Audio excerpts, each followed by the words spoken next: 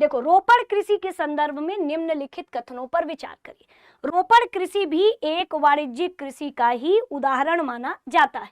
अब इसमें देखिए, इसमें एकल फसल को बड़े पैमाने पर उगाया जाता है। जैसे देखो, रोपण फसल में अगर हम देखें तो इसमें कैसा होता है, अगर हम रोपण फसल में देखें तो पहले तो सारे एग्जाम्पल देखोगे तब शायद उसके बारे में आपको पता चले। चाय, आप जानते हो कि जब चाय के बागान में आपको केवल चाय ही तो नजर आएगी, है ना, चाय ही तो नजर, ऐसा तो है नहीं कि चाय के साथ गेहूं भी उगा दिया जाता हो, है ना, ऐसा नहीं है। चाय हो गया, कॉफी हो गया, है ना, कॉफी हो गया, केला हो गया, है ना, केला हो गया, चाय हो गया, काजू के बागान यानी काजू हो गया, ये सब क्या है ना, ये सब आप देखोगे तो ये सब रोपण फसल है।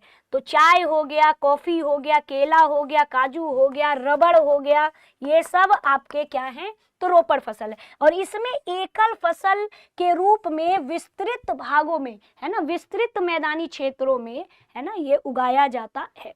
इसमें पूंजी और श्रम दोनों का उच्च निवेश होता है, सही बात है, इसमें पैसा भी बहुत लगता है ना, और इसमें श्रम यानी मेहनत। अब आप बताओ, बड़े भूमि क्षेत्र में, है ना, बड़े भूमि क्षेत्र में रोपण फसल है, एकल फसल के रूप में आपने उगाया है, तो उसके रख रखाव के लिए भी तो आपको ज्यादा से ज्यादा मेहनत करनी होगी, है ना। इसमें थोड़ी मशीनों से काम हो जाएगा, है ना, मशीनों से काम कम होगा, ज्यादा से ज्यादा मेहनत होगी।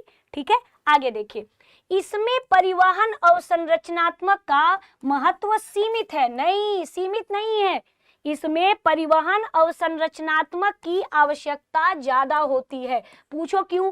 क्योंकि ये सब जैसे केला हो गया, केले के बागान होंगे, केला जल्दी सड़ जाता है ना, केला जल्दी सड़ जाता है। गन्ना देखो, गन्ना आप जानते हो कि गन्ना का रस प्रतिदिन कम होता है अगर आपने उसे काट दिया तो ऐसे में जहां पर फूड प्रोसेसिंग हो रहा है, जैसे कि मान के चलो आपने टमाटर, नहीं, मान के चलो कि आपने केला, और आपको मंडी तक इसको पहुंचवाना है, तो जाहिर सी बात है ना कि ये पूरी उम्मीद है कि जल्दी से जल्दी पहुंचे। और जल्दी से जल्दी कैसे पहुंचेगा? जब ज्यादा से ज्यादा हमारा परिवहन की जो अवसंरचना है वो ज्यादा विकसित होगी, है ना। तो इसका मतलब कि इसमें से पहला और दूसरा सही है, थर्ड वाला आपका गलत है।